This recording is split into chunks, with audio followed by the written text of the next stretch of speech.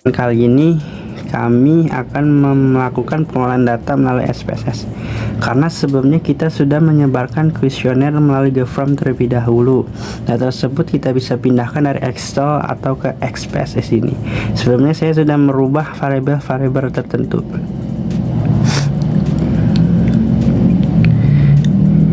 Bisa kita lihat ke variabel fill, itu merupakan data-datanya. Nah, di sini di x1.1, x1.4, 2.1 seterusnya sampai total y. Nah, x.1 itu berupa berisi pertanyaan-pertanyaan yang kita masukkan itu. Nah, label ini adalah pertanyaan-pertanyaan dari x.1 total, terus semuanya ke total y sama. Nah, sedangkan deksimal itu adalah sebelumnya dirubah ke 0, yang mana di awalnya 2 saya rubah ke 0 juga bisa. Nah, untuk masuk ke data values itu ada 1.1 STS, yang mana di dalamnya itu terdapat sangat tidak setuju, TS tidak setuju, R ragu-ragu, S setuju, dan SS sangat setuju. Oke. Nah, semuanya itu sama ya, yang seperti di dalam tadi.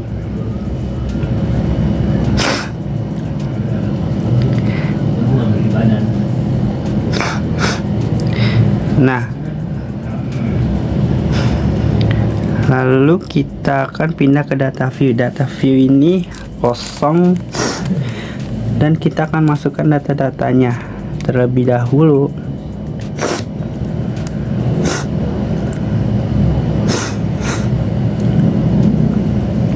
Lalu kita paste data-datanya dari Excel tadi, maka data tersebut akan muncul di sini. Nah, seperti ini.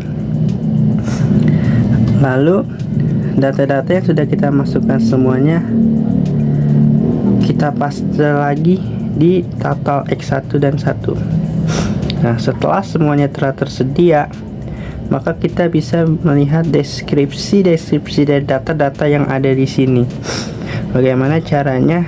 Yaitu yang pertama kita akan ke analyze, lalu ke deskripsi statistik, ke frekuensis. Nah, di sini ada semua data-datanya. Kita masukkan satu, yang kedua kita masukkan lagi, yang ketiga kita masukkan, keempat kita masukkan. Nah, untuk semua data yang di sini di total X1 sampai ke bawah, semuanya itu sama pemasukannya seperti yang tadi. Nah, di sini saya hanya 4 saja. Oke. Lalu kita bisa melihat data-datanya seperti yang mengenai produk-produk perbankan syariah.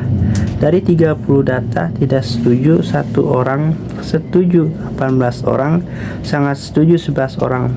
Jika kita ingin melihat deskripsi data-data, caranya sama seperti cara yang tadi. Data itu disebut tabulasi data.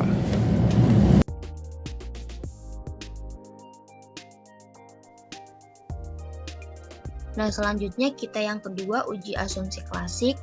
Nah, untuk uji asumsi klasik ini caranya sama seperti yang di tabulasi data, cuman untuk di uji asumsi klasik ini kita hanya menggunakan total-total dari variabelnya aja.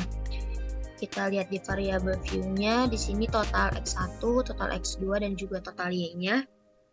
Lalu untuk labelnya bisa kita masukkan untuk di X1, yaitu bisa kita tulis pengetahuan, untuk X2-nya motivasi, dan untuk Y-nya, yang Y-nya itu minat menabung.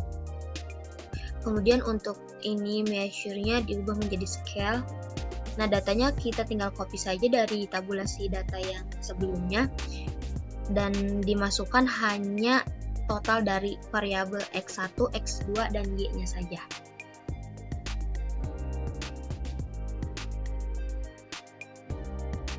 Nah, selanjutnya kita masuk ke analisnya.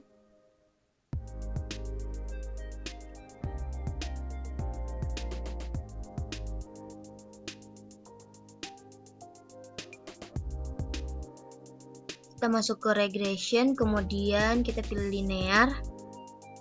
Nah, di sini ada variabel dependent dan juga independent. Untuk yang minat menabung, kita masukkan ke dependent untuk variabel y-nya. Kemudian untuk independennya kita masukkan variabel X1 dan X2. Nah, setelah itu kita ubah statistiknya. Nah, untuk yang ini jangan lupa di checklist collinearity diagnosis.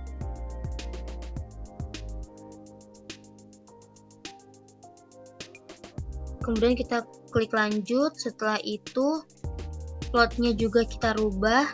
Untuk variabel Y kita ubah menjadi yang ini. Kita pindahkan ke sini, dan untuk yang X yaitu kita pindahkan yang ini. Dan jangan lupa ini juga kita checklist semua. Klik lanjut. Save-nya kita checklist.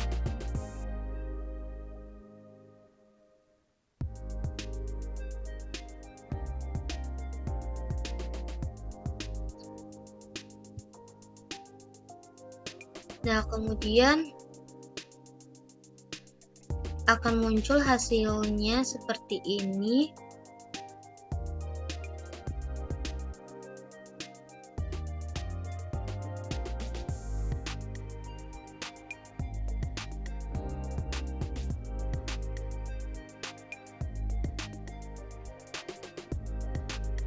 Nah, akan muncul hasilnya seperti ini.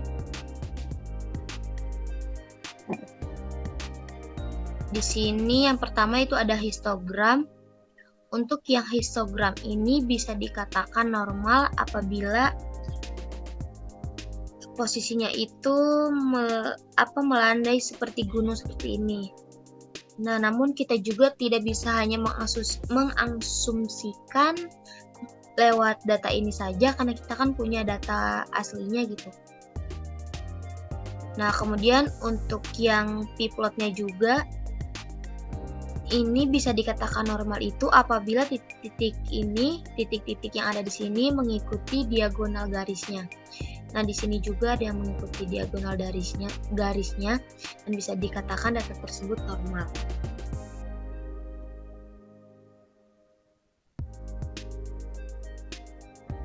Nah, untuk yang pertama, uji normalitas itu dikatakan normal apabila nilai tingkat signifikasinya lebih dari 0,05, begitu juga dengan tingkat signifikasinya tidak normal itu jika kurang dari 0,05. Nah, selanjutnya untuk uji yang Kolmogorov itu kita uji terlebih dahulu, kita uji lanjut lagi. Kita caranya seperti yang tadi, analis, kemudian kita masuk ke non-parametric test, pilih yang ini yang paling akhir, legasi.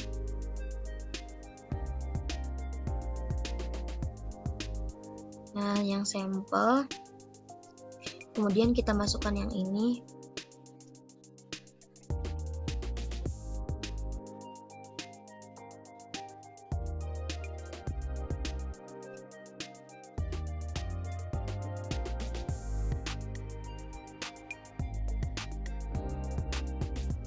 Nah, seperti ini hasil dari uji Kolmogorov-Smirnov testnya.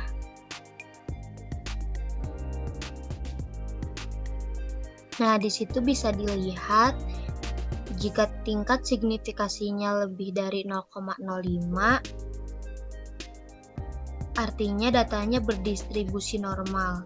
Nah, di sini hasilnya itu 0,00, berarti datanya tidak berdistribusi normal.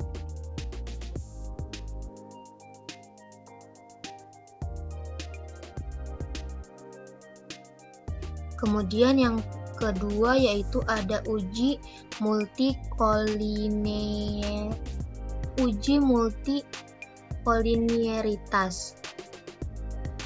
Nah, untuk uji yang kedua ini kita bisa lihat datanya dari yang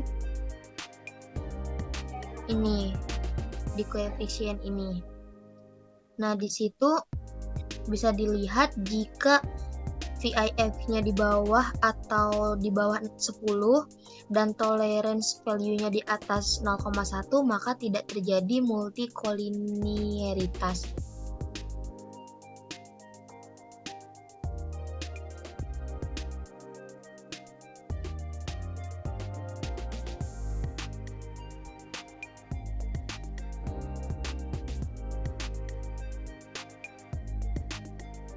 Nah, berdasarkan tabel ini bisa dilihat di sini untuk nilai FIF variabel pengetahuan X1 dan juga variabel motivasi X2 adalah 3,306.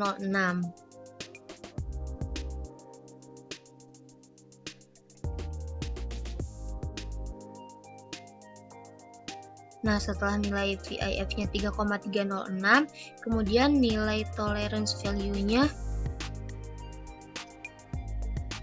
yaitu 3,02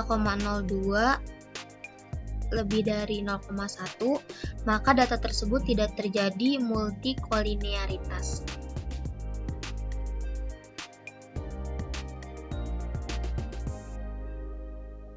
Dan selanjutnya yang ketiga yaitu ada uji heteroskedastisitas. Nah, di sini bisa dilihat datanya di bagian ini scatter plot-nya.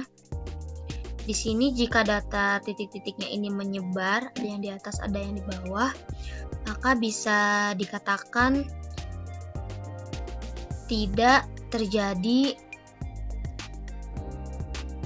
heteroskedastisitas. Nah, mungkin untuk uji asumsi klasik sudah semua. Kita lanjut ke uji yang selanjutnya, yaitu uji hipotesis.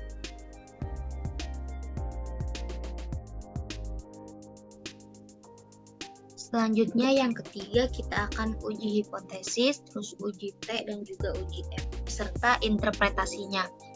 Seperti biasa kita buka kembali aplikasi SPSS-nya, kemudian kita masukkan variabel view-nya seperti yang tadi di tabulasi data. Di data view-nya juga sama. Kita pindahkan dulu untuk data angka-angkanya yang tadi.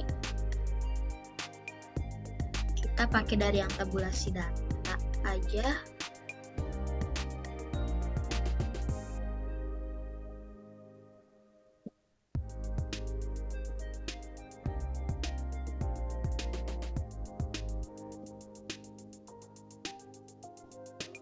Nah, datanya sudah masuk semua. Selanjutnya untuk desimal, di sini saya memasukkan 0 saja.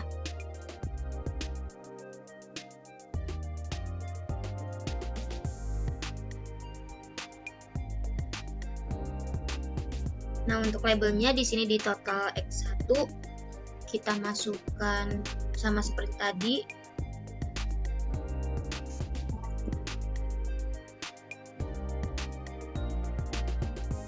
Untuk yang X1-nya pengetahuan, kemudian untuk X2-nya yaitu motivasi, dan untuk yang ininya minat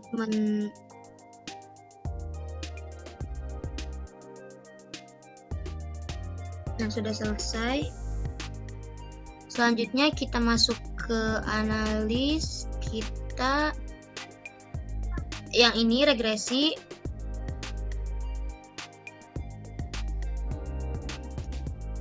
Kemudian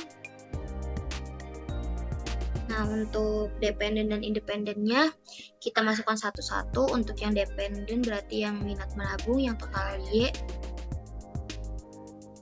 Kemudian untuk yang independen, kita di sini masukkannya satu-satu. Kita masukkan yang pengetahuan dulu.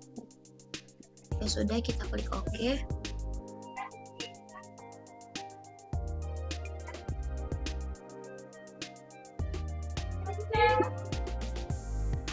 Nah, kita lihat untuk deskripsi statistiknya. Nah, di sini langsung muncul untuk hasil dari uji T-nya. Untuk cara penghitungannya nanti dilampirkan di slide berikutnya.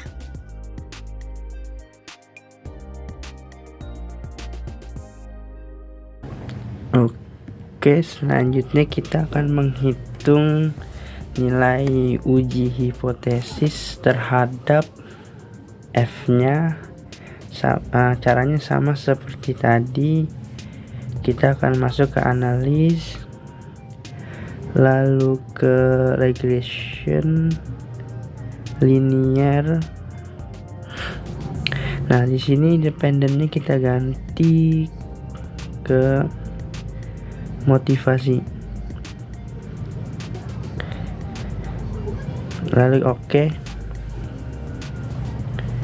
Dan nah, di sini hasil dari data yang tadi. Nah, kemudian untuk menghitung caranya sama seperti tadi. Cara pertama, untuk rumusnya akan ditampilkan di slide yang berbeda. Lalu cara menghitungnya juga sama dengan menggunakan data yang ada di tabel.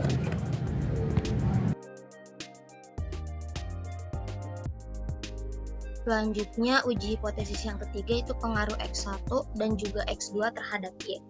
Untuk caranya masih sama, kita ke analis, kemudian regression, kita pilih linear. Nah, kemudian untuk yang di sini variabel dependennya tetap yang Y. Untuk yang independennya kita masukkan juga. Nah, yang ininya kita keluarin dulu, kita masukkan yang X1. Kemudian yang X2 kita masukkan. Nah, setelah itu kita klik OK.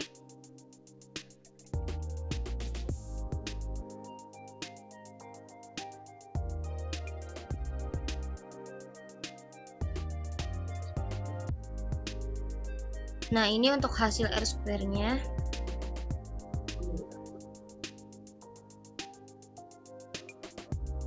Kemudian untuk uji T dan uji F-nya juga di sini ada. Nah, itu untuk uji hipotesis, uji T, uji F, dan juga uji R kuadrat.